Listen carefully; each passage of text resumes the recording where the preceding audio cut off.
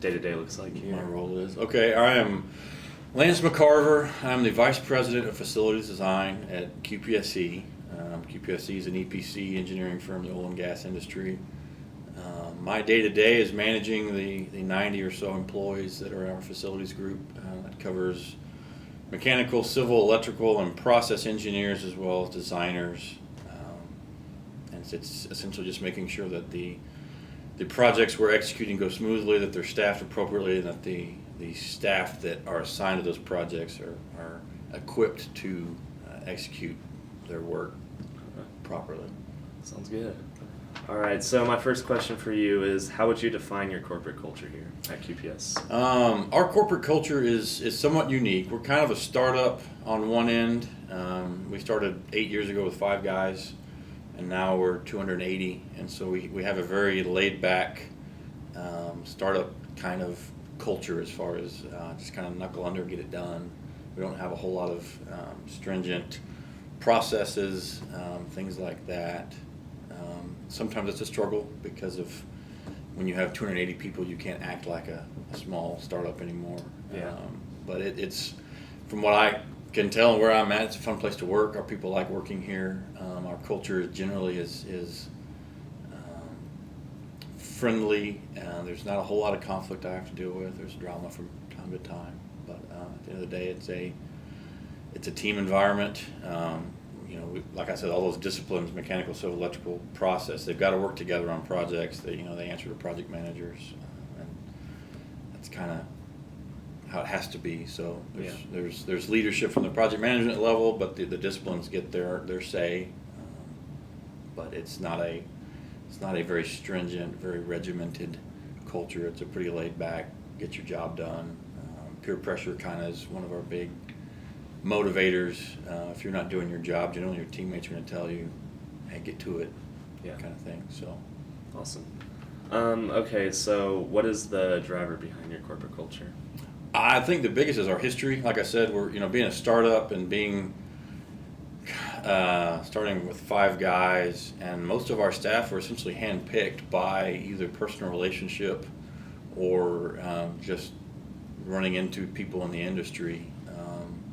That kind of caters to the culture of knuckle under, work together, get it done, not a lot of drama, not a lot of so on and so forth. As we've gotten bigger, and now that we're pushing close to 300, we've started hiring not necessarily just acquaintances or friends, so there's been a little bit of growing pains, if you will, but I think just that history of handpicking staff and handpicking folks that we know that work really well and work very hard and are good at what they do kind of caters to the fact that it's just a get it done kind of attitude without a whole lot of strict processes, or we don't have to give demerits out or anything like that to get people to work hard. So I think that it really just our history caters to that more than anything. Gotcha. All right. What strategies have you developed relative to this driver?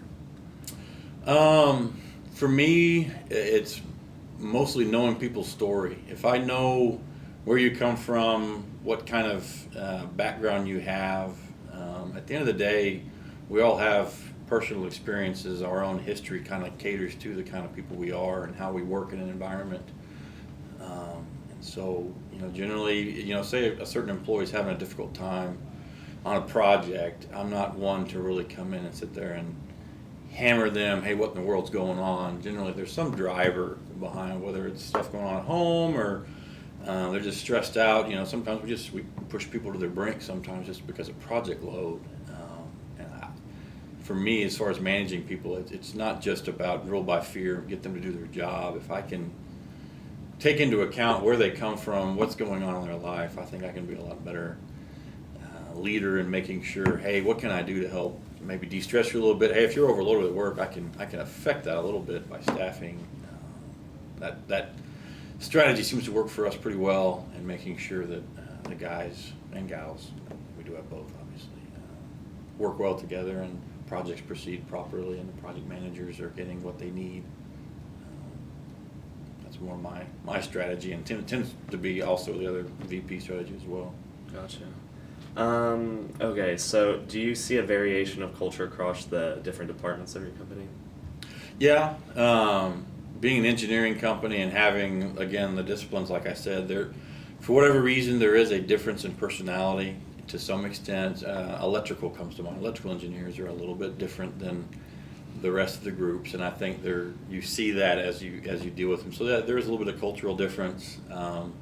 Even the electricals, for instance, in some cases, they'll have a little chip on their shoulder because they feel like they get left out till the end of a project, and they're always under the gun to finish last. That's just the way it goes. But again, it's you got to understand where they're coming from, what their history is. You know, they always are last on a project. They're always the one that's usually given the least amount of time to do something. So you kind of have to see where they're coming from and just deal with that.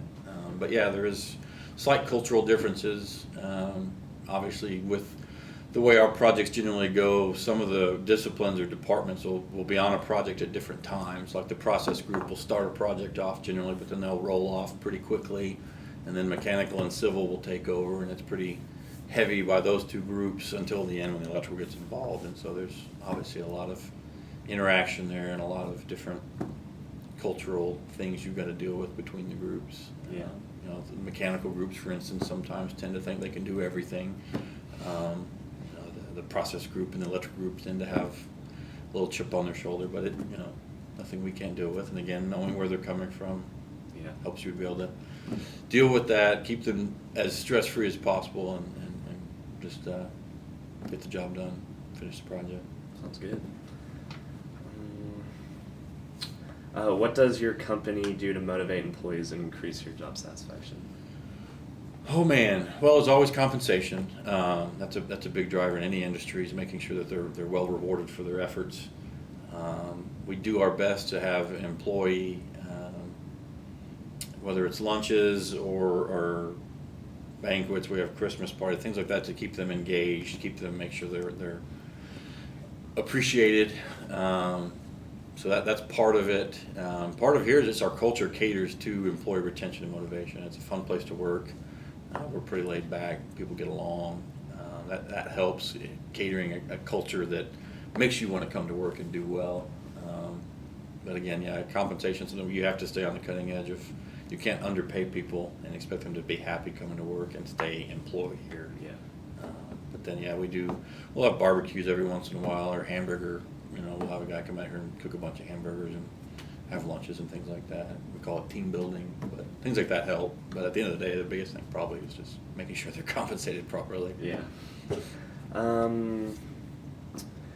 What do you do in your department to increase productivity levels? For one, communication's real big. You can be, quote unquote, productive as far as keeping your head down, working really hard, but if you're not communicating between those departments, one department can go way down a certain path and then be in the wrong place, and then you're maybe quote unquote productive, but it could be wrong. So communication's pretty big, making sure everybody's rowing the boat the right direction. I think I mentioned earlier, peer pressure is pretty important. If the mechanical and the civil departments are doing their job on a project and hitting it pretty hard, the process team and the electrical team is dragging. It's a big thing here just to, hey guys, what's going on? We're getting our stuff done. Why isn't yours done? So that can come from your peers, as far as other engineers or designers. There's always, management can step in if need be. I generally feel it's better if the engineers or designers will use peer pressure themselves. You see a guy taking lots of breaks, whether it's smoke breaks or whatever, while you're busting your tail, that's not going to sit well with you. And our people are all told, hey, by all means, tell them, hey, what's going on here? I feel peer pressure is a better motivator than having management step in, and whether it's using disciplinary action or just rule by fear, if you will. You better get to it or I'll whatever. But I think peer pressure is probably our best motivator here. Yeah.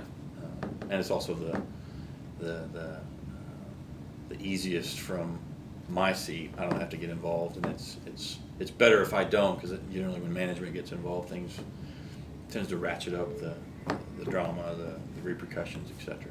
Gotcha. All right, my final question is, how do the personalities